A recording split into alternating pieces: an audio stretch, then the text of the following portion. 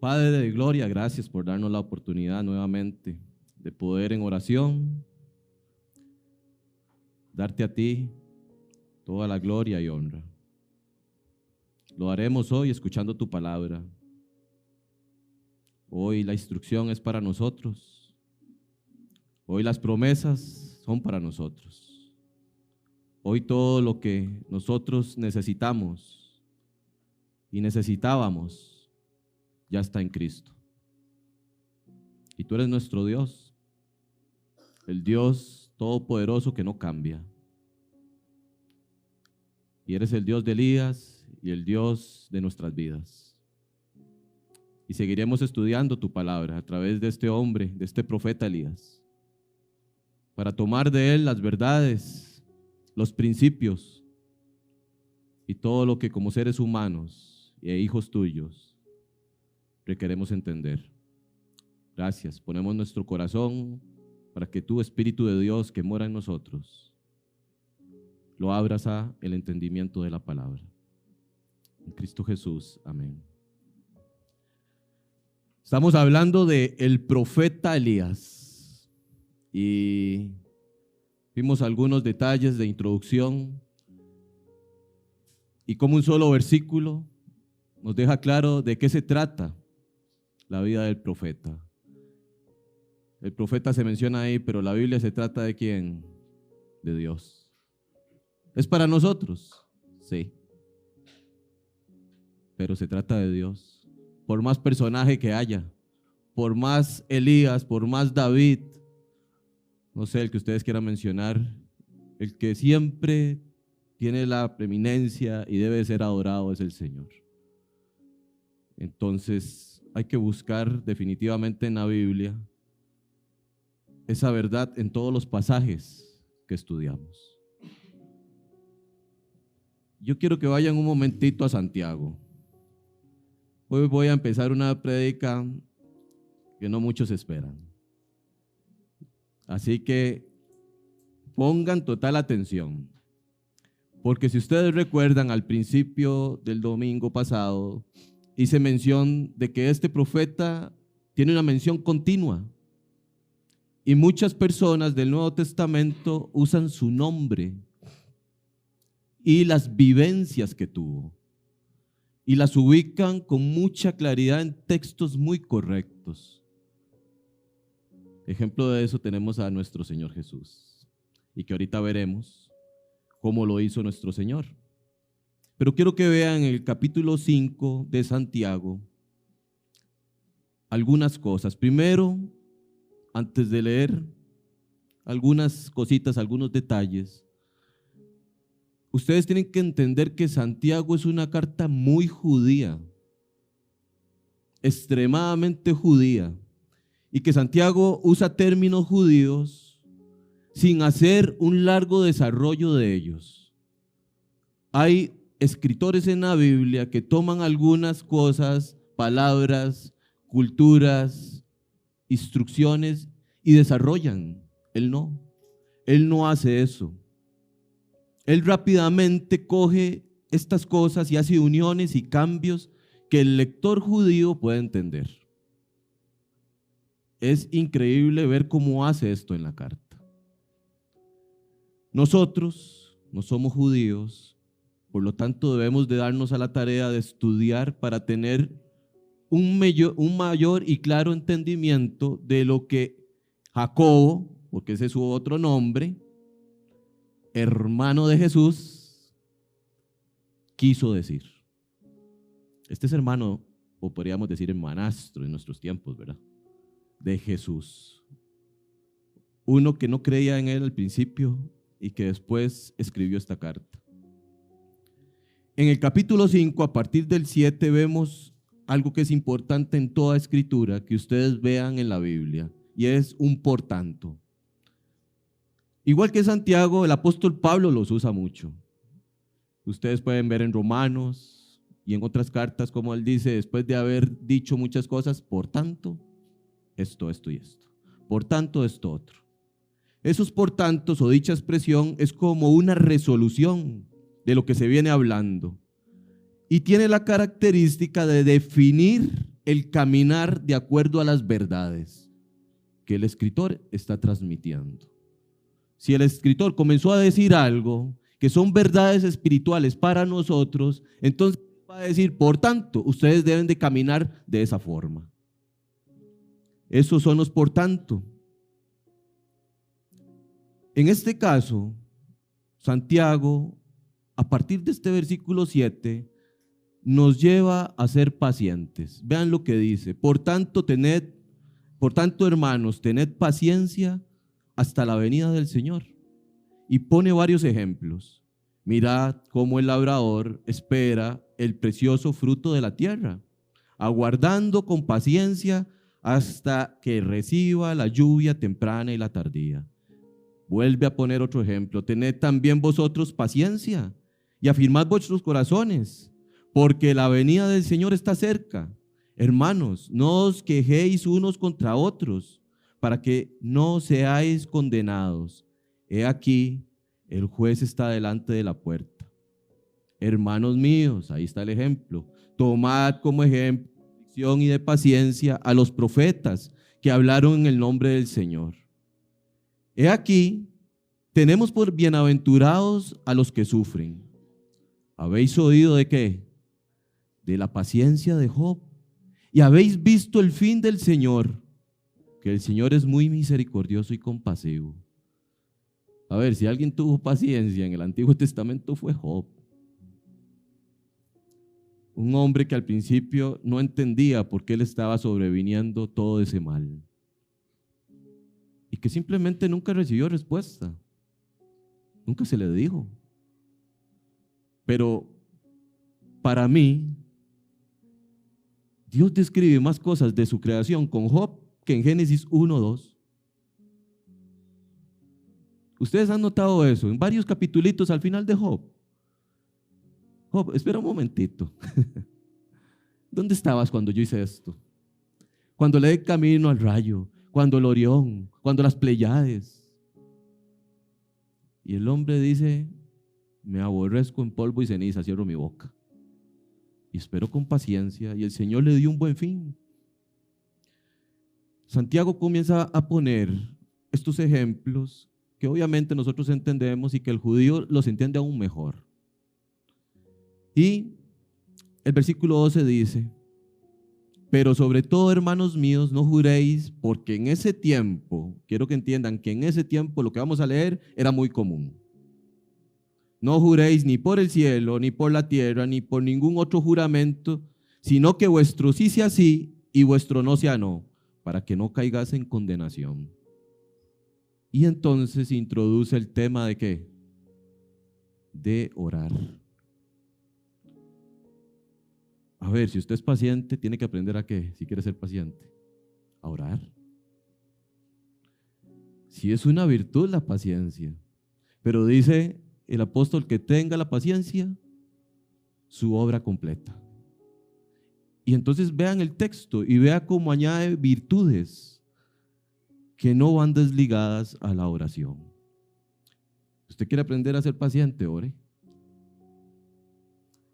La paciencia le va a dar la sabiduría de entender el por qué está esperando. Y entonces dice: ¿está alguno entre vosotros afligido? Haga oración. ¿Está alguno alegre? Cante alabanzas. ¿Está alguno enfermo entre vosotros? Llame a los ancianos de la iglesia y oren por él, ungiéndole con aceite en el nombre del Señor. Eso no es para nosotros. Y justamente me hicieron una pregunta anoche. Pero eso no es para nosotros. En ese tiempo a veces muchos de ellos o enfermaban y el aceite que les ponían sí servía, o eran flagelados y tenían heridas y entonces usaban ese aceite, muchas veces por la causa de Cristo. Y entonces tenemos un modismo hebreo, porque así se le llama, de lo que Santiago viene diciendo. Luego dice, en el versículo 14, vuelvo a repetir: ¿está alguno enfermo entre vosotros? Llame a los ancianos de la iglesia y oren por él, ungiéndole con aceite en el nombre del Señor. Y la oración de fe salvará al enfermo, y el Señor lo levantará, y si hubiere cometido pecado, le serán perdonados. confesaos vuestras ofensas unos a otros y orad unos por otros, para que seáis sanados. La oración eficaz del justo, ¿qué dice ahí? ¿Se dieron cuenta que la oración que él menciona aquí también gira alrededor de algo? Y es el arrepentimiento. Noten que confesamos nuestras ofensas. Noten que está hablando de perdón de pecados y que si alguno hubiese cometido pecado, el Señor le perdonará. La oración que nos está enfocando Santiago va unida al arrepentimiento. Por eso, cuando hay un arrepentimiento legítimo, la persona ¿qué hace? Va a ir a pedir perdón. Hice mal, perdón. Cuando eso no existe, es muy probable que no sea así, que no hubiera arrepentimiento. Y entonces dice que la oración eficaz del justo puede mucho.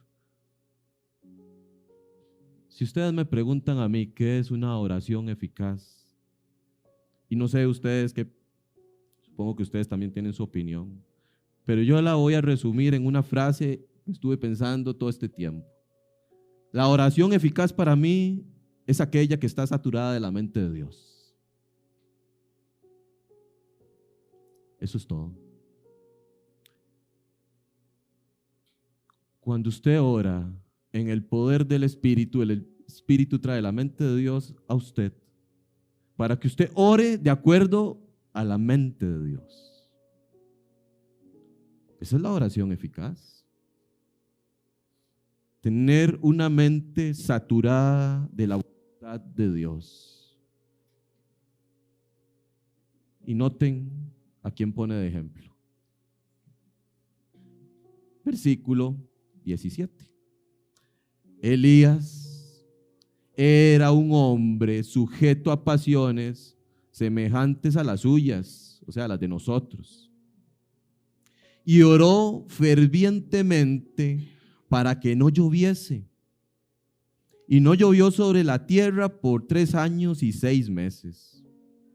Y oró otra vez, y el cielo dio lluvia, y la tierra produjo su fruto.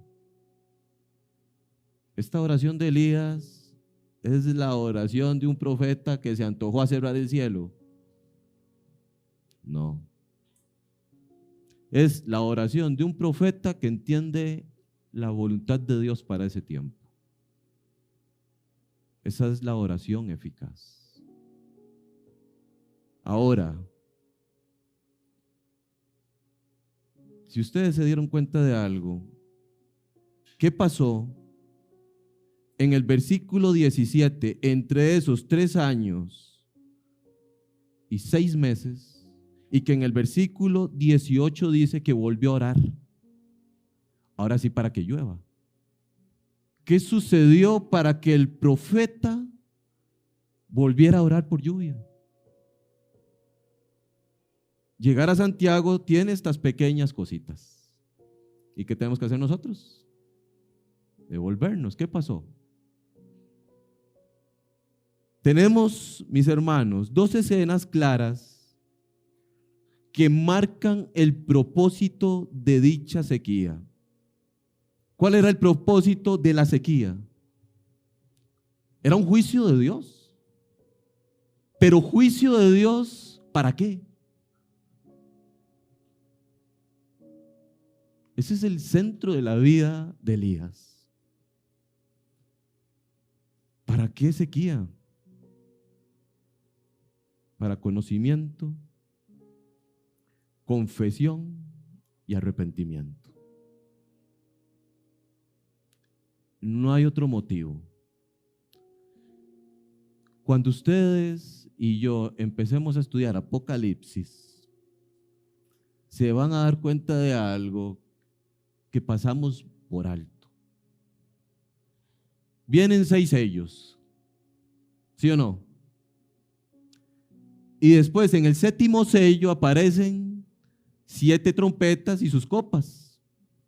Pero si ustedes notan y vuelven a leer Apocalipsis, todo ese juicio de Dios y toda esa ira de Dios está sucediendo por una razón. Para que las personas que se arrepientan. Hay oportunidad de arrepentirse dentro de esos momentos. Por eso el texto una y otra vez dice, pero no se arrepintieron de sus malas obras, pero no se arrepintieron de esto otro, pero no se arrepintieron de esto. Es increíble notar eso dentro de un libro de tanto juicio. ¿Qué buscaba el Señor cuando cerró el cielo en tiempos de Acab y de Elías? Arrepentimiento. Es extraordinario ver cómo Santiago usa esto y nos lleva a nosotros a meternos en 2 escenas para definir 2 versículos como solo son el 17 y el 18 de Santiago. Pero miren cómo él lo entiende, vean la unión que hace, es extraordinaria, porque el 19 dice, hermanos, si alguno entre vosotros se ha extraviado de la verdad, ¿qué?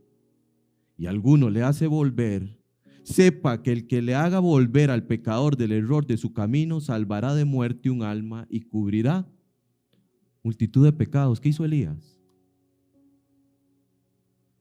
Vean la unión de Santiago. Elías va a volver el corazón de Israel, ¿a quién?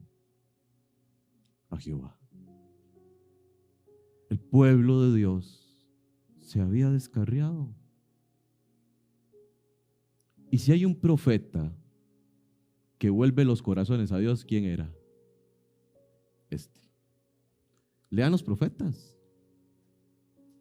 Este hombre hizo algo maravilloso. Vayamos ahí a Reyes 17 y veamos lo que Santiago explicó en las escenas. Hoy vamos a estudiar una y el otro domingo vamos a estudiar otra. Volver los corazones a Dios. Vamos a Primera de Reyes, capítulo 17. Tenga claro, mi hermano, lo que acaba de decir. 17 y 18 de Santiago, ora para cerrar el cielo y después ora para abrir el cielo, lo que nos lleva a nosotros a estudiar 2 escenas de lo que sucedió para que esos 2 versículos se hicieran efectivos. ¿Ok? Lo primero que quiero que vean, para entenderlo mejor, aunque esa escena la vamos a ver la otra semana, es en el 18, capítulo 18, versículo 39. Luego de humillar a Baal y a sus profetas, ¿qué hizo el pueblo? Viéndolo todo el pueblo, se postraron y dijeron, Jehová es el Dios. Jehová es el Dios. Entonces Elías les dijo, prenda a los profetas de Baal para que no se escape ninguno. Y ellos los prendieron y los llevó Elías al arroyo de Cisón y allí los degolló. Y entonces, ¿qué dice el versículo 41? Entonces Elías dijo a Acab, sube, come y bebe, porque una lluvia grande se oye. El profeta, luego de que los corazones se vuelven a Jehová, ¿qué va a hacer? Orar para que el Señor haga llover. Eso es lo que Elías tiene como propósito. La otra semana ustedes van a darse cuenta de que es así y cómo en el Nuevo Testamento sucedió igual. Ahora vamos al versículo 8 del capítulo 17.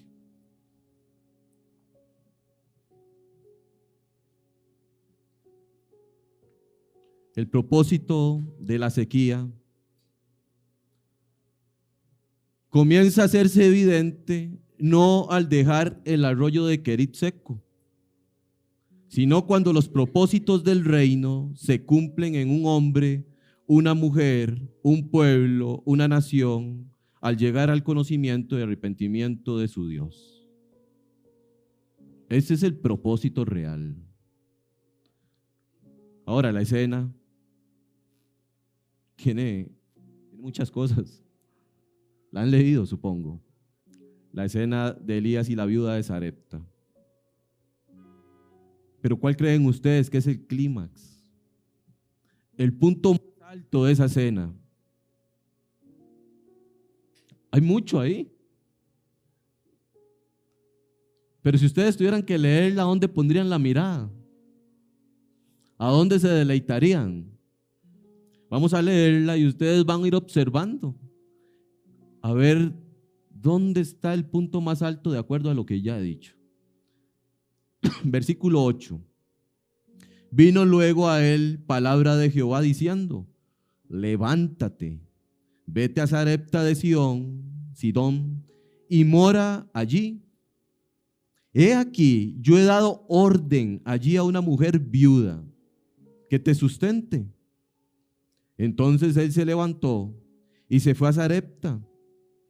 Y cuando llegó a la puerta de la ciudad, he aquí una mujer viuda que estaba allí recogiendo leña. Y él la llamó y le dijo: te ruego que me traigas un poco de agua en un vaso para que beba. Y yendo ella para traérsela, él la volvió a llamar y le dijo: te ruego que me traigas también un bocado de pan en tu mano. Y ella respondió: vive Jehová tu Dios, que no tengo pan cocido, solamente un puñado de harina tengo en la tinaja y un poco de aceite en una vasija. Y ahora recogía 2 leños para entrar y preparar para mí y para mi hijo, para que lo comamos y nos dejemos morir. Elías le dijo: no tengas temor, ve, haz como has dicho, pero hazme a mí primero de ello una pequeña torta cocida debajo de la ceniza y tráemela, y después harás para ti y para tu hijo.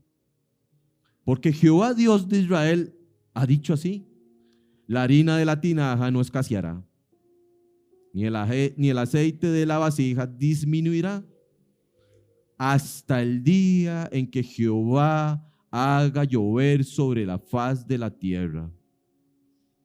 Entonces ella fue e hizo como le dijo Elías, y comió él y ella y su casa muchos días. Y la harina de la tinaja no escaseó, ni el aceite de la vasija menguó, conforme a la palabra que Jehová había dicho por Elías. Después de estas cosas aconteció que cayó enfermo el hijo del ama de la casa. Y la enfermedad fue tan grave que no quedó en él aliento. Y ella dijo a Elías: ¿qué tengo yo contigo, varón de Dios? ¿Has venido a mí para traer a memoria mis iniquidades y para hacer morir a mi hijo? Él le dijo: dame acá tu hijo. Entonces él lo tomó en su regazo y lo llevó al aposento donde él estaba y lo puso sobre su cama. Y clamando a Jehová, dijo: Jehová, Dios mío, aún a la viuda en cuya casa estoy hospedado has afligido, haciéndole morir a su hijo. Y se tendió sobre el niño 3 veces y clamó a Jehová y dijo: Jehová, Dios mío, te ruego que hagas volver el alma de este niño a él. Y Jehová oyó la voz de Elías, y el alma del niño volvió a él y revivió. Tomando luego Elías al niño, lo trajo del aposento a la casa y lo dio a su madre. Y le dijo Elías: mira, tu hijo vive. Entonces la mujer dijo a Elías: ahora conozco que tú eres varón de Dios y que la palabra de Jehová es verdad en tu boca. No cabe duda que todas las características que rodean esta escena bíblica la hacen una historia extraordinaria. Desde que uno empieza a leer hasta que termina, es extraordinario lo que se menciona. El Señor había enviado una hambruna al territorio de Israel y de Sidón, a ambos lugares, no solo a Israel. Ambos pueblos provocaron al Altísimo. Israel por dejar a su Dios. Sidón por mandar una reina que les enseñó a ser idólatras. Hijos de Israel. Cuando eso sucede, Dios cierra los cielos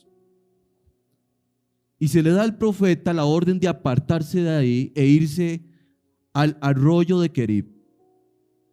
Este lugar era seguro para el tiempo que Dios tenía para Elías ahí. A ver, a Dios no se le salió de las manos que se le caera el arroyo. Él tenía un tiempo para Elías. ¿O acaso los cuervos dejaron de traer carne y pan? Eso tampoco sucedió.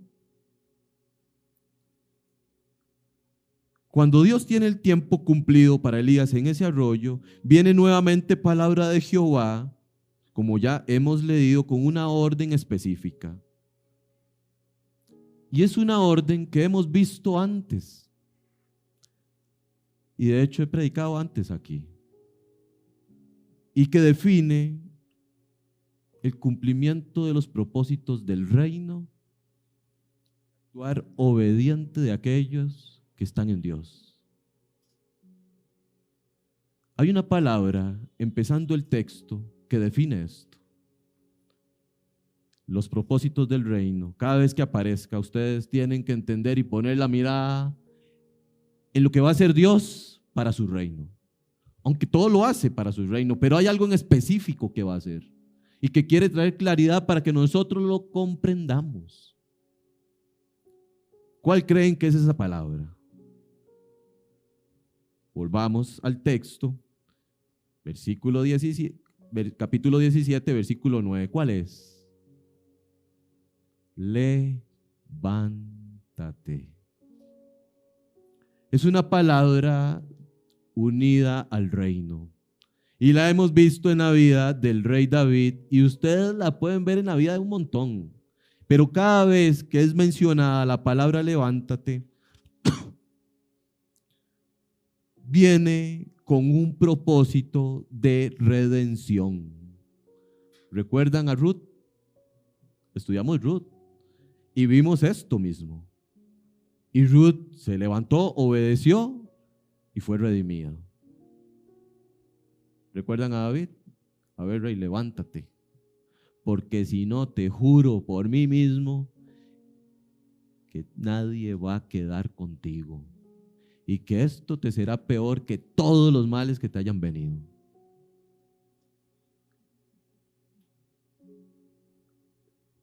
Cuando llegamos a esta palabra, se desprenden dos puntos importantes y que hoy quiero dejar muy claro en sus vidas.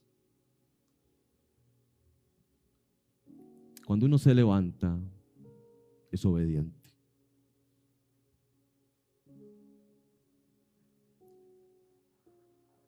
Quiero que noten que nada hubiera sucedido sin obediencia. La obediencia,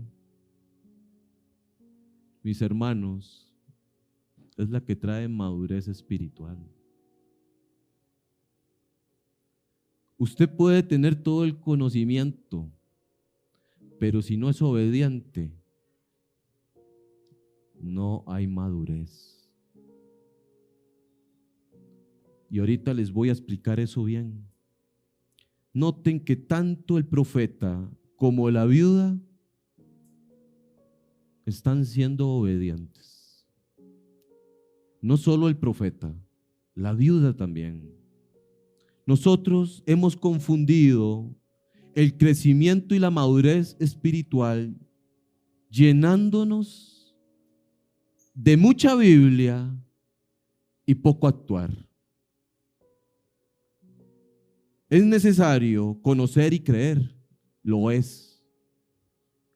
Todos tenemos que estudiar la Biblia, todos tenemos que comprender, todos tenemos que llegar al conocimiento de la verdad en todos los aspectos que la Escritura quiere llevarnos. Tenemos que conocer a nuestro Dios, tenemos que conocer el carácter de Dios, todo. Nadie puede decir, no, no es necesario. El que dice eso es porque no sabe nada tampoco. Y se escuda en decir que no es necesario estudiar. Hay que estudiar la Biblia. Hay que meternos en la Biblia. Pero no se puede crecer y madurar espiritualmente sin obediencia.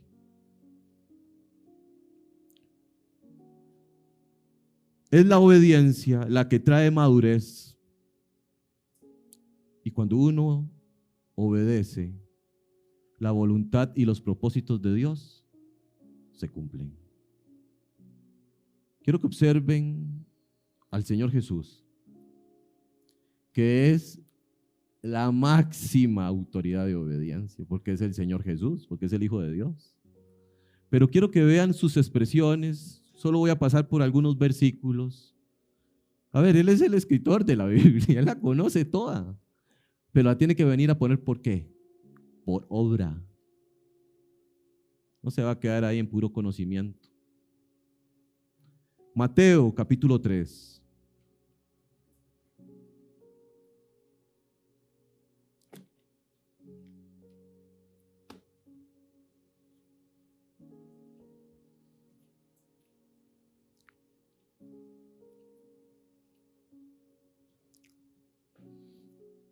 En Mateo capítulo 3 tenemos el bautizo de Jesús y todos hemos leído el bautizo, ¿sí o no? Y sabemos lo que se dice y cómo termina. Pero ¿qué dice el Señor cuando tiene que ser bautizado? Juan lo ve venir y dice, Señor, ¿cómo? No, más bien yo necesito que tú me bautices a mí. Pero ¿qué le responde el Señor en el versículo 15? Mateo 3. Pero Jesús le respondió, deja ahora, porque así conviene que cumplamos ¿qué? Toda justicia. Juan, hay que ser obedientes. Vengo a cumplir todo lo que está escrito. Iniciando su ministerio, es lo primero que hace el Señor. El Señor no viene a caminar como quiere, viene a caminar conforme a la verdad de la Escritura. Y le dice a Juan, tanto tú como yo debemos obedecer ¿a quién? Al Padre. Así conviene que se cumpla no parte, sino que toda justicia. Páginas más adelante, en un sermón muy conocido, que es el sermón del ¿qué? Del monte, va a decir las siguientes palabras en el capítulo 7.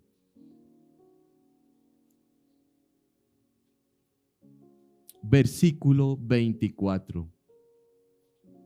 Cualquiera, pues, que me oye estas palabras y ¿qué? ¿Eso es obediencia o no? Y las hace. No está diciendo escuchen nada más. No está diciendo adquieran entendimiento solo oyéndome. Lo que he dicho es para que lo hagan. Es obediencia y las hace. Le compararé a un hombre prudente que edificó su casa sobre la roca. En Juan capítulo 3 da un principio en esa famosa conversación con Nicodemo. Y vuelvo a repetir, da el principio de obediencia. En el versículo 14 está ahí, después que le habló a Nicodemo y le dice un montón de cosas a Nicodemo, espectaculares. Le dice que Moisés levantó la serpiente en el desierto. ¿Qué dijo que hizo? Moisés levantó la serpiente en el desierto. Así es necesario que el Hijo del Hombre sea ¿qué? Levantado. Es un principio bíblico que va unido a la palabra que ya mencioné. Jesús Nicodemo necesita entender que el Hijo del Hombre tiene que cumplir con llegar al propósito por el cual llegó a la tierra, ser levantado ¿dónde? En la cruz. Ahora, lo que hicieron con esa serpiente después fue una locura. Ustedes tienen que leer lo que hace la gente y el pueblo de Israel con la serpiente. Eso se los dejo de mucho gozo a ustedes para que lo investiguen. Juan 17, terminando casi su ministerio.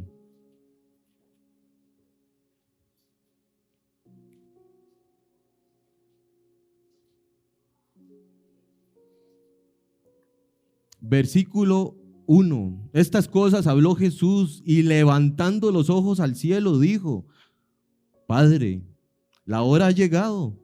Glorifica a tu Hijo para que también tu Hijo te glorifique a ti. Como le has dado potestad sobre toda carne, para que dé vida eterna a todos los que le diste. Y esta es la vida eterna, que te conozcan a ti, el único Dios verdadero, y a Jesucristo a quien has enviado. Yo te he glorificado en la tierra y que he acabado la obra que me diste que hiciese. Por donde ustedes quieran leer a Cristo está lleno de ¿qué? De obediencia. ¿Qué dice Filipenses 2? Y fue obediente hasta la muerte y muerte de cruz. Usted, mi hermano, puede tener intelectualmente todo el conocimiento bíblico, pero será para usted siempre conocimiento bíblico si no obedece. Eso va a ser siempre. Si usted no obedece, no crecerá, no va a madurar y no va a cumplir los poderosos propósitos de Dios en su vida. Ahora imagínense que ustedes están aquí y usted no obedece y usted va a hacer esto y va a volver ¿a dónde? Aquí. Y otro día va a volver a dar otra vuelta y va a llegar ¿a dónde? Aquí. Dios quiere que su obediencia lo saque de aquí. Dios no quiere que usted se quede aquí cayendo en la misma situación, cayendo en el mismo carácter y en la misma conducta y deje de cumplir los propósitos de Dios. Es que eso hace la desobediencia. Pero cuando usted entiende que debe ser obediente a lo que usted es incapaz de hacer y que solo lo puede hacer Dios, Dios lo va a sacar de ahí. ¿Y dónde lo va a poner? Un poco más arriba. Y ahí mismo lo va a llevar a otro lugar para que usted siga siendo probado, para llevarle un poco más que. Ahora, usted está siendo beneficiado y pulido, sí. Pero ¿quién está siendo glorificado? Dios.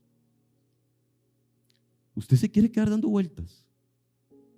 Usted quiere continuar con su carácter y que sea un estorbo su carácter para crecer y madurar espiritualmente. No. Usted se va a quedar solito ahí encerrado. Y otros crecerán por la simple razón de que fueron ¿qué? Obedientes. No tenemos nada extraordinario. ¿Quién de nosotros es mayor que cualquiera de nosotros? Ninguno. Yo estoy aquí porque Dios quiere que esté aquí, pero no soy mayor que ustedes. La gracia de Dios es así o no. Pero un día decidí obedecer y eso hizo la diferencia. ¿A quién le obedecí? ¿A Pablo? ¿A lo que Pablo se antojó hacer? No. Le obedecí al Señor. Y el Señor es el que lo pone a uno donde Él quiere. Es obediencia, mi hermano. Noten que Elías obedece. Vamos al capítulo 17.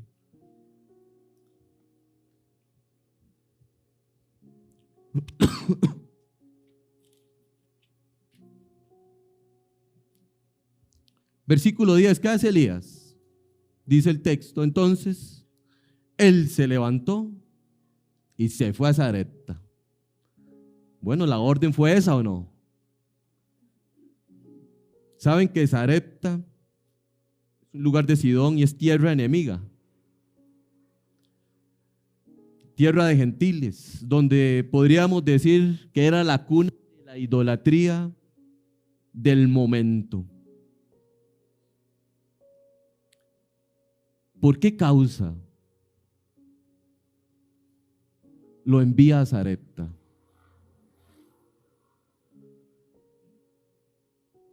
Por la causa, mis hermanos, de que Israel, ¿a quién adoraba?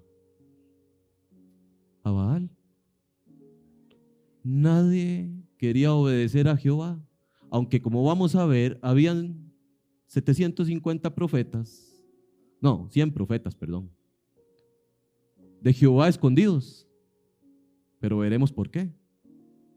Pero estaban escondidos. Pero el pueblo en sí y el rey no quería obedecer. Pero en Sarepta había alguien dispuesto ¿a qué? A obedecer. Ustedes recuerdan cuando la tribu de Judá se va en cautiverio. ¿Por qué tiene que levantar a un rey pagano? Porque todos los reyes que estaban haciendo lo malo, ninguno obedecía a Jehová. Entonces Dios levanta a Nabucodonosor y lo hace para cuidar de la tribu de Judá, lo que los reyes no estaban haciendo. Y se lleva a la tribu de Judá, la mete en cautiverio y guarda el linaje de Jesús, algo que los reyes no estaban haciendo. Es increíble. Y después levanta a otro rey pagano. ¿A quién? A Ciro. Para liberar al linaje de su hijo. Todo porque Israel y sus reyes no querían obedecer. Y es la misma situación aquí. Elías llega a las puertas de Sidón, como ya vimos, y aquí, mis hermanos, yo podría comenzar a centralizar mi mensaje. Con solo llegar a la puerta de Sidón y ver a una viuda en las puertas, los lugares más importantes de las naciones, donde se discuten cosas legales, donde se da por hecho o por no hecho ciertos aspectos que sucedían dentro del pueblo, donde se discutían hasta herencias. Yo podría centralizarme de una vez aquí y ver un montón de maravillas y milagros que suceden a partir de ese momento en la vida del profeta, de la viuda y de su hijo. Pero no lo voy a hacer. Voy a hacer una reseña de eso. Voy a adorar al Señor por las maravillas que leemos que hizo. Eso sí voy a hacer. De hecho, hay salmos que muestran cómo nosotros debemos de estar continuamente adorando al Señor por lo que hace. Pero mis hermanos, ¿es que el Señor hace maravillas todos los días o no? ¿O ustedes no creen que es una maravilla que estemos aquí? Es una maravilla. Y les decía adentro, adórenlo por eso, por el simple hecho de estar aquí. Salmo 71.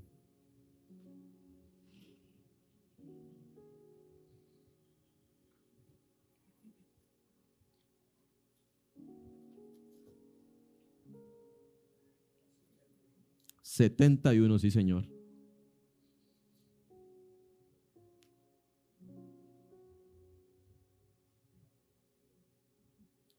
Versículo 15 dice: mi boca publicará tu justicia y tus hechos de salvación todo el día, aunque no sé su número. Un simple versículo como esos, a mí hace años me cautivó. ¿Por qué? Porque yo decía, no sé su número. Y me puse a querer enumerar todos los hechos que veía espectaculares de Jehová, pero es que no se pueden enumerar, son demasiados. Y los que nos conocemos nosotros. Hace poquito se metió una señora en una casa donde mi esposa y yo caminamos con los perros todas las mañanas. Yo no sé cómo hizo esa señora, ¿verdad? Se brincó una isla, pasó en medio de un poste y un alambre así, que solo cabía el carro, y fue a dar contra un muro a toda velocidad y lo despedazó todo, exactamente donde estamos nosotros siempre. Ahí también se sentaba un señor de los que limpian la municipalidad a desayunar. Ese día salimos más temprano y el señor se sentó a desayunar en otro lado.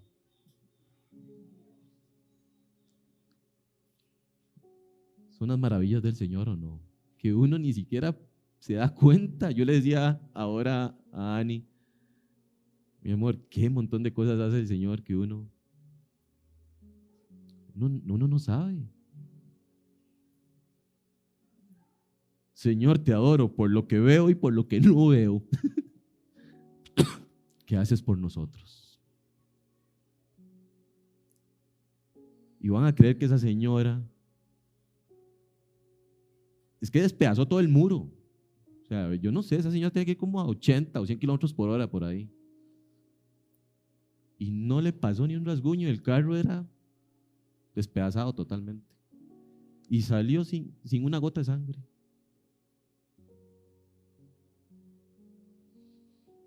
Solo que llegó, yo venía orándole a la Virgencita el tercer misterio yo. Señora, un día hablamos, le hago, porque estaba tan nerviosa que no ponía atención a nada, solo llorar y yo, ¿qué el tercer misterio qué es eso? Salmo 145.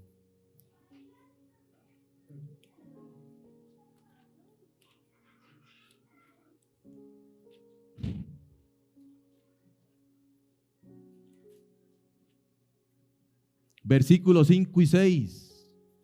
En la hermosura de la gloria de tu magnificencia y en tus hechos maravillosos, ¿qué? Meditaré. Del poder de tus hechos estupendos hablarán los hombres y yo publicaré tu grandeza. ¿Qué salmos? Oiga, subrayelos, por favor. Métaselos en la cabeza. Qué forma de querer adorar y exaltar las maravillas de Dios. Lo publicaré. Increíble. Hablarán los hombres de todo esto. Salmo 139, unas páginas atrás.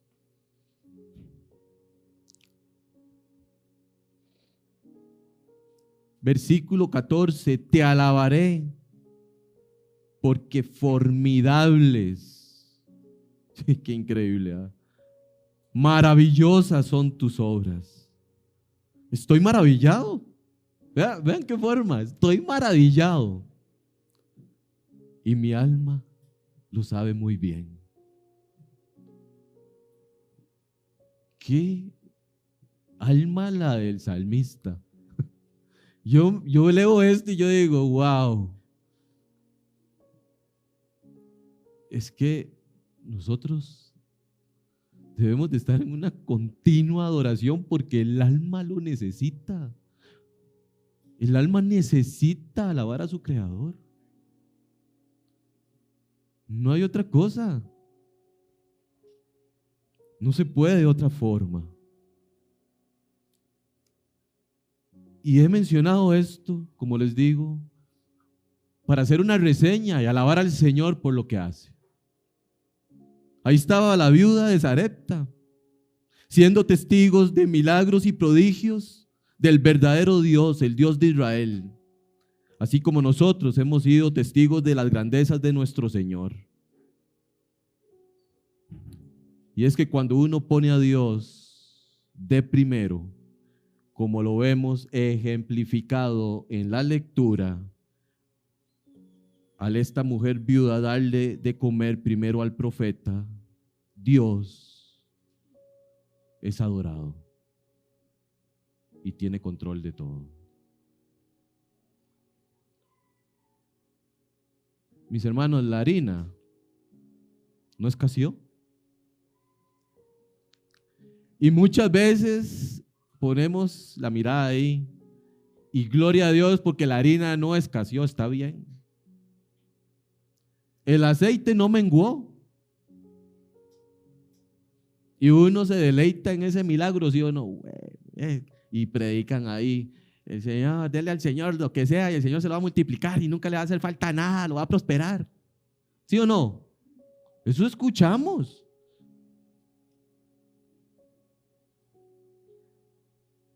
No.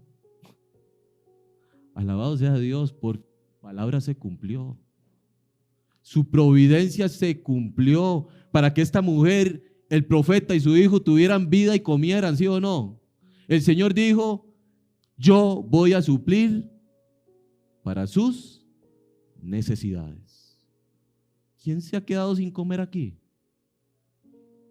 ¿Quién puede decir que Dios no ha sido fiel?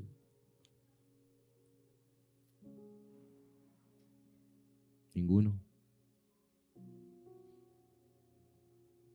Por fe estamos haciendo el viaje a Perú y ya tenemos ahorrado, ¿sí?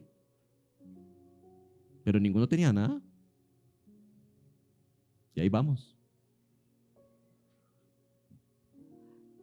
Pero les decía a unos jóvenes ayer, ustedes son los primeros en ser ese fruto de ese viaje.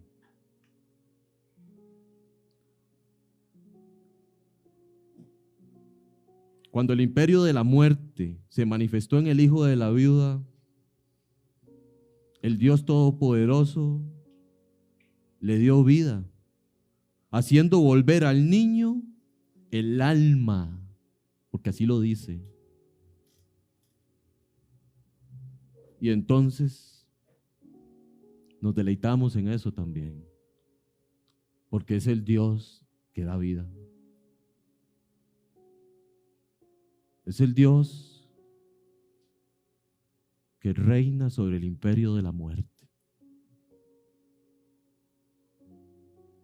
En tiempos finales, dice Apocalipsis, que la muerte y el Hades entregaron los muertos que habían ellos. Pero al final dice, y la muerte y el Hades fueron ¿dónde? ¿Enviados dónde? Al lago que arde con fuego y azufre. Porque el Señor dijo, yo tengo la autoridad. Yo vencí la muerte. Y todas estas son maravillas en las que podría yo poner mi predicación y animarlos y decirles, mis hermanos, nunca les va a hacer falta nada, pero eso ustedes ya lo saben. Ustedes son cristianos de años que saben que tienen un Dios que es fiel y que vivimos momentos difíciles, sí, y que vamos a tener tentación, sí, pero Él dijo que era fiel y poderoso para librar a los que son tentados. Todo eso lo sabemos. Y si morimos, tenemos vida con Cristo. Aunque este mundo arda, dice un comentario que leí, aunque este mundo arda con fuego, no se hallarán entre las cenizas restos de sus santos donde la muerte se gloríe. Uy, uy, uy, eso sí está poderoso. Lo vuelvo a repetir para que lo escuchen. Aunque este mundo arda con fuego, no se hallará entre las cenizas restos de sus santos donde la muerte se gloríe. ¿Saben por qué no? Porque a nosotros nos aguardan los cielos que Cristo preparó para nosotros. No esto. ¿De qué teme? ¿Y si nos morimos? ¿Y qué? ¿Qué dijo Pablo, Kenny? Para mí el vivir es Cristo.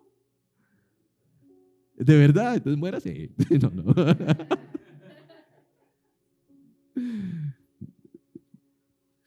De verdad ganancia. Mis hermanos, todo le obedece a Él. La harina no iba a escasear. El aceite no iba a menguar. Los cuervos no dejaron de traer pan y carne. Él quiso cerrar el arroz. Y si ustedes se ponen a ver la historia bíblica, se detuvo el sol a petición de Josué. ¿Sí o no? Los astros obedeciendo al Creador. ¿Para qué? Para que los guerreros del Señor derrotaran a sus enemigos. Los leones hambrientos se echaron a los pies mansitos ¿de quién? De Daniel. Es más, yo me imagino a Daniel. Ay, qué lindos, qué melena tan linda. Ni un rasguño le hicieron. El gran pez que hizo, se tragó a Jonás. O sea, el pez le dio la gana de tragarse a Jonás. No. La orden vino ¿de quién? De Dios. Y le hizo un daño. Lo vomitó tan sano que pudo caminar ¿hasta dónde? Hasta donde tenía que ir, Nínive. Los piojos, las ranas y las moscas destruyeron Egipto. Piojitos. Destruyeron al imperio más grande que había en ese momento. El gusanito se le comió a Jonás la sombra que hacía la calabacera. Ese gusanito. El fuego no consumió a Sadrach, Mesac y Abed-nego. Más bien, ¿quién llegó a estar con ellos? Ni olían a fuego. Es que mis hermanos, todo le obedece. Abrió los abismos y llovió por 40 días y 40 noches. Y nos envió a su Hijo, que en obediencia, ¿qué? Fue levantado para cumplir la redención suya, mía, de la tierra y de lo que está en los cielos y debajo de los cielos. Él lo gobierna todo. Todo lo va a poner en orden.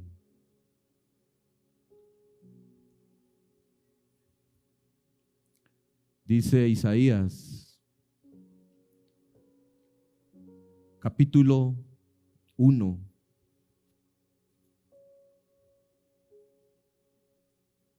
Versículo 3. El buey conoce a su dueño y el asno el pesebre de su señor. Isaías 1:3. Israel no entiende, mi pueblo no tiene conocimiento. Es increíble, mis hermanos, que todo le obedezca y al incrédulo se le manda a creer en Cristo y arrepentirse de sus pecados y dar fruto de arrepentimiento y no quiere hacerlo. Es increíble. Al impío se le manda ¿qué? Arrepentirse. Israel no quería arrepentirse. ¿Y qué tuvo que hacer Dios? Venga, vámonos para Sidón. Increíble. Y el profeta obedece y llega a Sidón. Una viuda gentil lo esperaba ahí.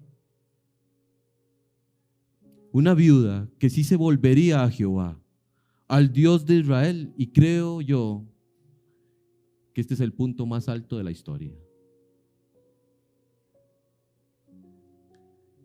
Yo les pregunto a ustedes hoy en día, ¿qué hay más alto y más deleitoso que la conversión del alma y del corazón? ¿Hay algo más grande? ¿No? Eso conlleva obediencia a la verdad. Observen la condición de la viuda. Era viuda. Era tal su desesperanza que solo recogió ¿cuántos leños? 2.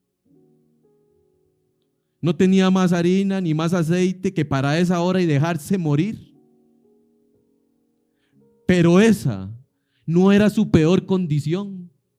¿Ustedes vieron dónde se señala su peor condición? Vamos al texto.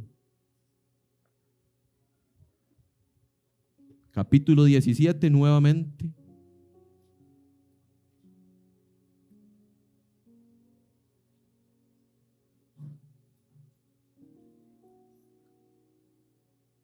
Versículo 12. Dice así el versículo 12. Y ella respondió: vive Jehová, ¿qué? Tu Dios.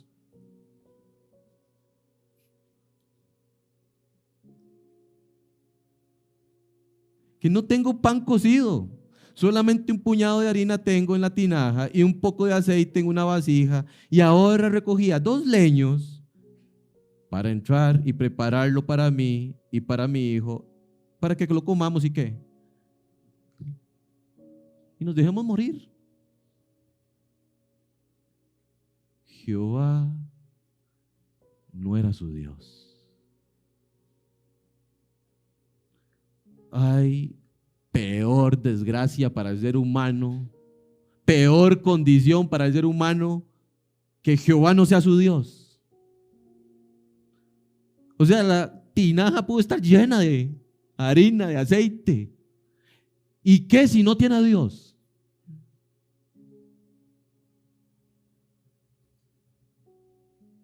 Vive Jehová tu Dios.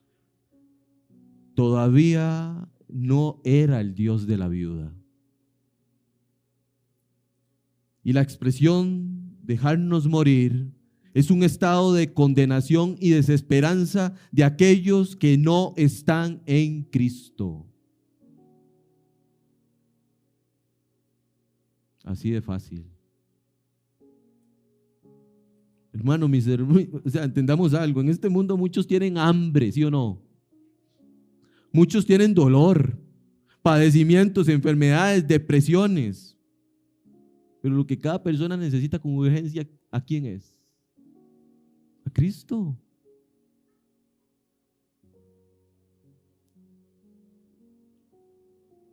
No es otra cosa.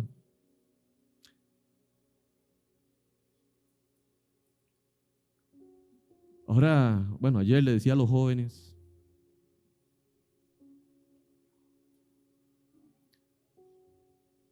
que,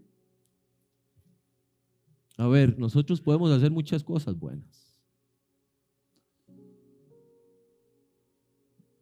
pero lo que hagamos bueno que no tenga a Cristo solo será una buena obra que hace cualquiera.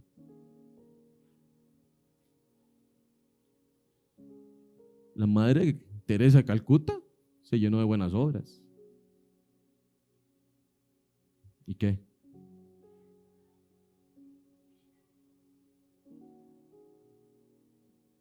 Nosotros somos portadores del Evangelio. Y podemos, dice Efesios, que Dios preparó obras de antemano para que anduviésemos en ellas. Usted no tiene que inventar hacer obras, están preparadas. Usted tiene que andar en esas obras. No ande inventando hacer obras. Dios las preparó de antemano. Pero nada de esto funciona sin Cristo. Lo mayor que usted lleva consigo mismo es el Evangelio. Y el testimonio solo ratifica el poder de Dios en nosotros. ¿Entienden eso? Se nos ha vendido que solo demos buen testimonio y eso hablará. Pero ¿dónde dice eso para yo entender que me tengo que quedar callado dando buen testimonio? No, mi testimonio tengo que darlo porque soy hijo de Dios, ¿o no? Pero yo tengo que predicar a Cristo. Se nos ha mandado eso. Y el testimonio acompaña esa predicación. A los apóstoles los acompañaba el poder para que el evangelio fuera confirmado. Ahora ustedes tienen un mayor poder que está en sí mismos, que es el testimonio suyo, que da prueba de que el evangelio es poderoso o no.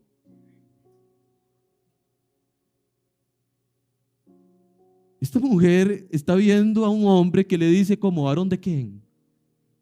Y va a ver su testimonio. Y va a ver el poder que lo acompaña. Y él llega y le dice en el versículo 13. Miren, o sea, él no se queda callado. ¿A quién nombra consecutivamente en todo lo que hace? A Jehová. Versículo 13. Elías le dijo, no tengas qué. No tengas temor. Que nosotros podremos decir eso. Decirle a alguien, no tenga temor. Pero porque yo no tengo temor.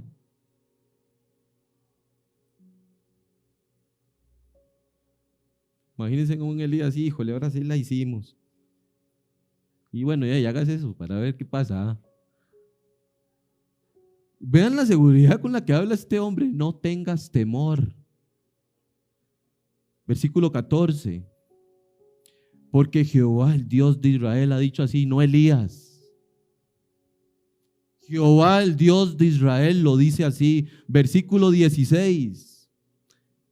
Y la harina de la tinaja no escaseó, ni el aceite de la vasija menguó, conforme a la palabra que ¿qué? ¿Que había dicho Elías? No, que Jehová habló por medio de Elías. Ahí tenemos esperanza, conocimiento y cumplimiento. Y entonces sucede lo que Baal no pudo hacer nunca.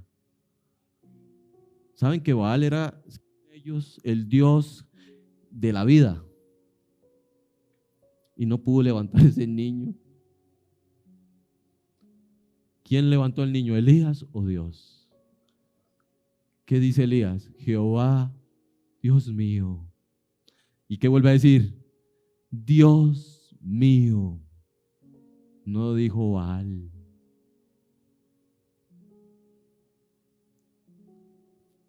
Y se levanta el niño. Y Jehová devuelve el alma. ¿Y qué pasó con la viuda? Vamos al texto. Versículo 24. Entonces la mujer dijo a Elías, ¿ahora qué? Conozco. Entendió quién es Dios. Conocimiento del Dios verdadero. Ahora conozco que tú eres quien, varón de Dios, y que la palabra de Jehová es verdad. ¿Dónde? En tu boca. A ver, el mundo tiene que entender que esto es verdad o no. De verdad, tiene que entenderlo o no. Ustedes saben a cuántas personas se topa uno en la calle y creen que esto es un librito. Y que a este librito le hacen falta algunos otros libros. La gente necesita entender que esto es la verdad y conocer a Dios. Un día estaba con Fabio ahí en la casa de mi papá y llegó un venezolano a vender unas cajetas ahí y nos dice, mi hermano, el típico cuento, oye chico, yo te voy a vender cajeta, si no te gusta, no me la pagas, el cuento, Digo, está bien, te voy a comprar una, pero espérese. ¿Y qué es de tu vida? Le digo. Aquí estamos, el Señor por amor nos tiene aquí. Ya. Ya entendí. El amor. Y todo lo que me habló, Fabio es testigo. Amor de Dios, y el amor, y el amor, y el amor. Digo, no, un momento. ¿Qué sabes del carácter de Dios? ¿Y cómo estás tú delante de Dios? O sea, ¿tienes a Cristo o no? Sí, yo fui a Jerusalén. ¿En serio? Wow. Bárbaro le hago. Sí, pero es que yo no estoy de acuerdo con la Biblia ahorita por unas razones. Le hace falta el Evangelio de María Magdalena. Allá. Eso anda en la calle así suelto, Debieron de tenerlo amarrado ahí. Y yo me quedé así, le digo, un momento. Habíamos discutido como una hora ya. Ya el hombre se le olvidó que me estaba vendiendo la cajeta. No, señor, le hago. ¿Quién te enseñó eso? No, ahí en Jerusalén y yo después vine, estuve en un convenio y no sé qué. Le digo, no, estoy equivocado, le hago. El Evangelio de María Magdalena no existe. Eso te lo impuso el catolicismo, estoy seguro. Bueno, yo lo aprendí. Te das cuenta, le hago, eso no es verdad. No, pero es que María Magdalena, y no sé. Qué necio, dije. Andaba una argolla guindando una cruz. Entonces me le quedé viendo porque ya la conversación se estaba poniendo bonita. Y le digo, dime una cosa así para terminar y que te vayas con tus ventas. ¿Quién le dio valor a la cruz que andas guindando en la oreja? ¿María Magdalena o Jesús?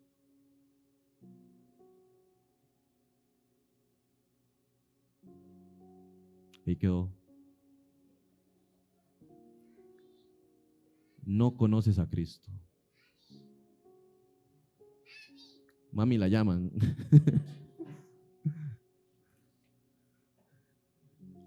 No conoces a Cristo. Mis hermanos, la gente necesita entender que esto es la verdad. Nosotros no tenemos otra cosa que hacer en este planeta más que glorificar a Dios llevando esta verdad. Y Dios nos está formando a todos ahorita en esta iglesia. Dios nos está alistando. Pronto esperamos salir y testificar esta verdad, pero vaya haciéndolo usted donde está. Ya tenemos 3 meses de un nuevo año. ¿Cuántos llegaron a Cristo por su palabra? Ustedes tienen 3 meses. ¿Le han hablado a Cristo? ¿De Cristo a alguien? Fuércelos a entrar.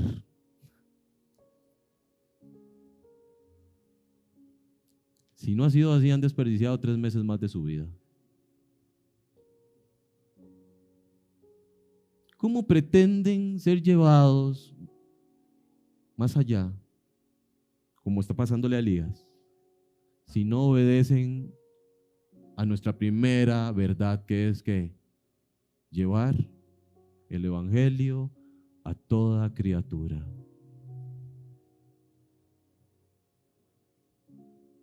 Estamos desobedeciendo.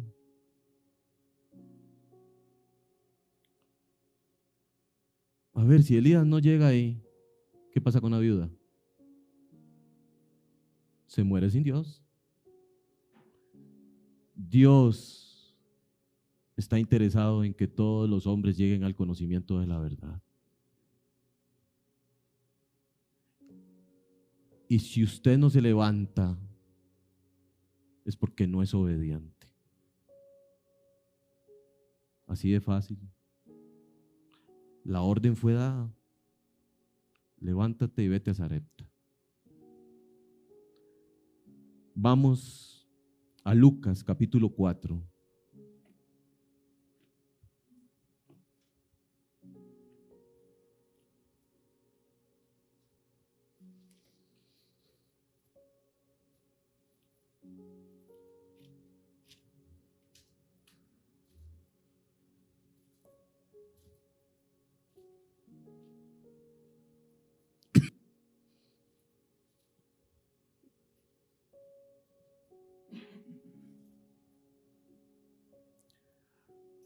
Esta viuda gentil se convirtió al Dios de Israel.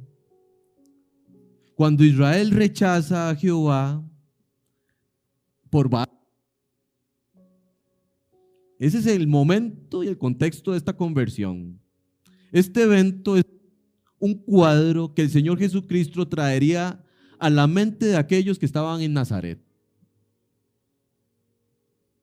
que al escuchar sus obras y su predicación que hicieron, ¿qué pasó en Nazaret? Lo rechazaron.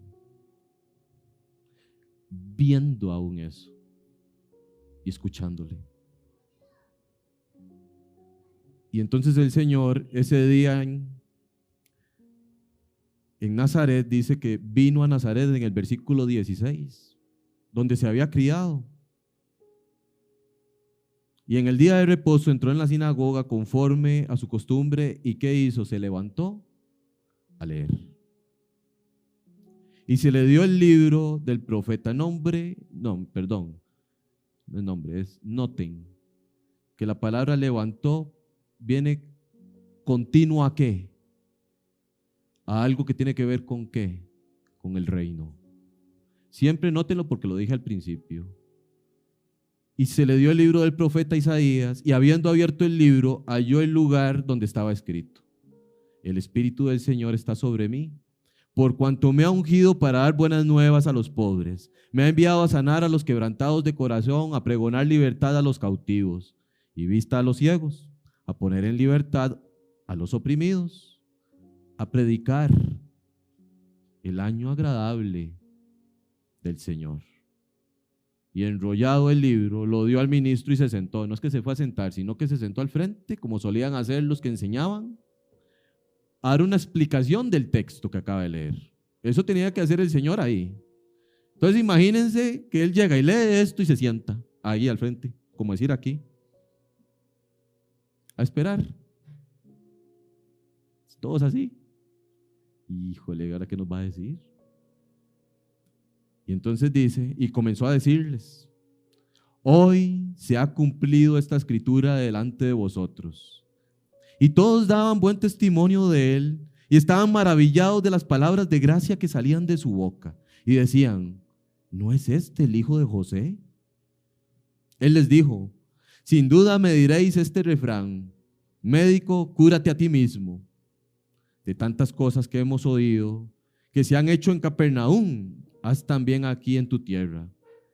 Y añadió: de cierto os digo que ningún profeta es acepto en su propia tierra. ¿A quién creen que van a poner de ejemplo ahí? Y en verdad os digo que muchas viudas habían en Israel en los días de ¿quién? De Elías, cuando el cielo fue cerrado por 3 años y 6 meses, y hubo gran hambre en toda la tierra. Pero a ninguna de ellas fue enviado Elías, sino a una mujer viuda en Sarepta de Sidón. Era exactamente lo que pasaba cuando el Señor vino. El mismo rechazo, la misma religiosidad idolátrica que no les permitió ver al Mesías. Y entonces el Señor, ¿a quién se volvió? A los gentiles.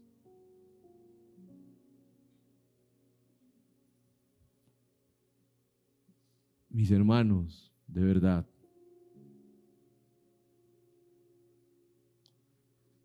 ¿hace cuánto usted no recibe la orden de levantarse? Seamos honestos aquí. ¿Hace cuánto usted no ora y le dice, Señor, me quiero levantar por un alma? ¿Hace cuánto? ¿Sabe por qué ha sucedido eso hoy? El yo. El yo, el yo y el yo.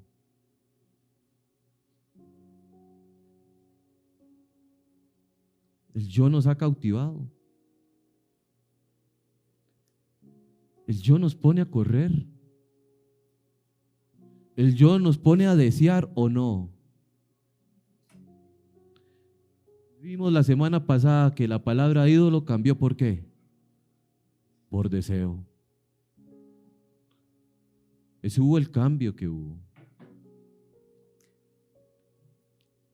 Hemos dejado de ser obedientes porque el yo se ha hecho presente. Y el deseo de nosotros satisfacernos en todas nuestras áreas nos ha quitado la obediencia de levantarnos. Nos la quitó, nos la arrebató, ¿no se dan cuenta?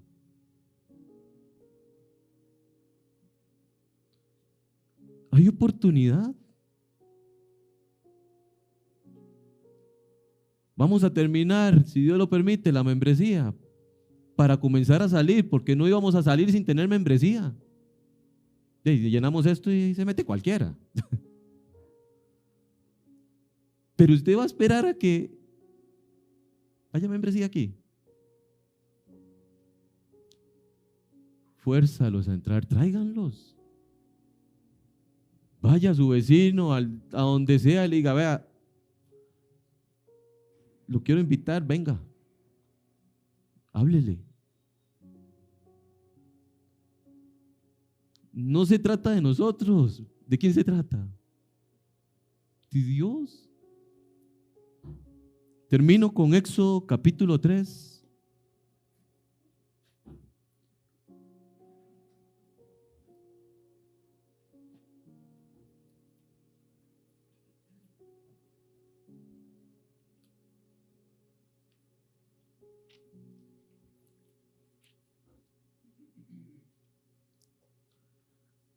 Les enseñaba a sus hijos ayer lo espectacular de la Biblia, porque en 2 capítulos Dios resume 80 años de la vida de Moisés en Éxodo 1 y 2. Qué increíble, ¿eh? 80 años están resumidos ahí en 2 capítulos. Y entonces viene el llamamiento de Moisés. Y dice así en el capítulo 3. Apacentando Moisés las ovejas de Jetro su suegro, sacerdote de Madián, llevó las ovejas a través del desierto y llegó hasta Horeb, monte de Dios. Y se le apareció el ángel de Jehová en una llama de fuego en medio de una zarza. Y él miró y vio que la zarza ardía en fuego y la zarza no se consumía. Entonces Moisés dijo, iré yo ahora y veré esta gran visión. ¿Por qué causa la zarza no se quema? Viendo Jehová que él iba a ver, lo llamó Dios de en medio de la zarza y le dijo, Moisés, Moisés. Y él respondió, heme aquí. Y eso es importantísimo, ya sus hijos lo saben. Y dijo, no te acerques. Quita tu calzado de tus pies, porque el lugar en que tú estás, tierra santa es. Y dijo, yo soy el Dios de tu padre, Dios de Abraham, de Isaac y Dios de Jacob. Entonces Moisés cubrió su rostro, porque tuvo miedo de mirar a Dios. Dijo luego Jehová: bien he visto la aflicción de mi pueblo, que está en Egipto, y he oído su clamor a causa de sus exactores, pues he conocido sus angustias. Y he descendido para librarlos de las manos de los egipcios y sacarlos de aquella tierra a una tierra buena y ancha, a tierra que fluye leche y miel, a los lugares del cananeo, del eteo, del amorreo, del fereceo, del ejebeo y del jebuseo. El clamor pues de los hijos de Israel ha venido delante de mí también, y también he visto la opresión con que los egipcios los oprimen. Ven, por tanto, ahora, y te enviaré a Faraón para que saques de Egipto a mi pueblo, los hijos de Israel. Entonces Moisés respondió a Dios: ¿quién soy yo para que vaya a Faraón y saque de Egipto a los hijos de Israel? Y le decía a los muchachos: ¿estuvo correcta la pregunta de Moisés? No. No se trata de Moisés. ¿Se trata de quién? De Dios. No, Moisés, no importa quién seas tú, soy yo. Yo te envío a Faraón y yo estaré contigo. Tú solo habla. Mis hermanos, no se trata de nosotros. Si no nos estamos levantando, no vamos a ir nunca. Lo envió a Faraón, ¿tipo de qué? De Satanás, del mundo, del imperio de la muerte, de la esclavitud. Ustedes van a ir allá afuera a enfrentarse al mismo infierno. ¿Qué esperan? ¿Que les vaya bien? No, van a una guerra. Pero ¿quién va con ustedes? Y eso es suficiente. Levántense, obedezcan, serán llevados cada vez más a una madurez como Elías y verán los propósitos de Dios cumplirse. ¿Y cuál es el más grande de todos? La conversión. Lo de que acontezca después, gloria a Dios. Pero ver un corazón convertirse es demasiado. Vamos a orar. Gracias, Dios, por esta historia.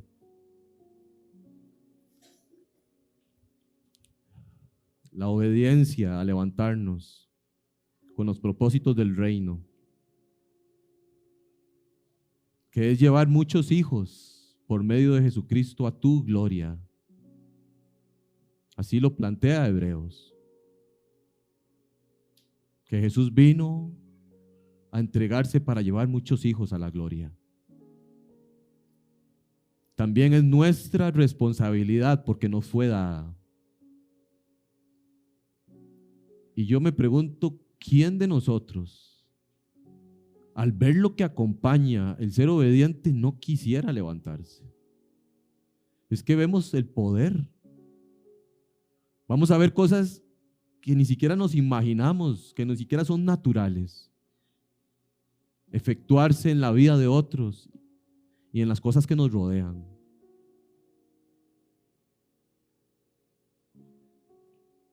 De lo que nos perdemos si no nos levantamos. Y que hoy, de verdad que hoy nos demos cuenta que han pasado 3 meses de este nuevo año. ¿Y a quién le hemos abierto las escrituras? ¿A quién le hemos dicho, un momento, espere, esto es la verdad?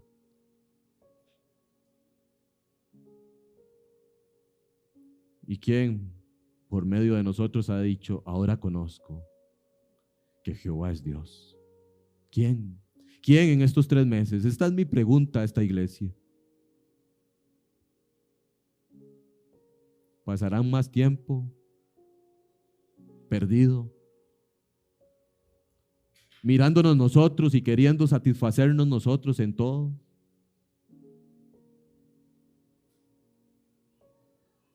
O diremos, heme aquí. Aquí estamos, Señor.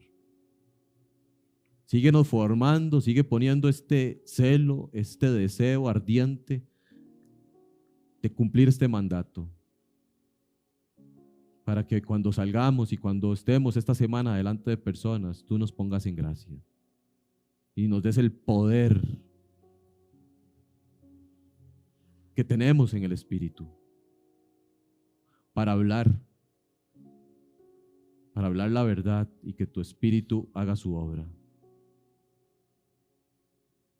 Gracias, Señor, porque eso es lo que veo en esta historia. Todas las maravillas que ya exaltamos, sí, pero la más grande de todas es ver a esa viuda en medio de tanta idolatría convirtiéndose al Dios de Israel, volviendo su corazón a Dios. Gracias. Oramos en Cristo Jesús. Amén.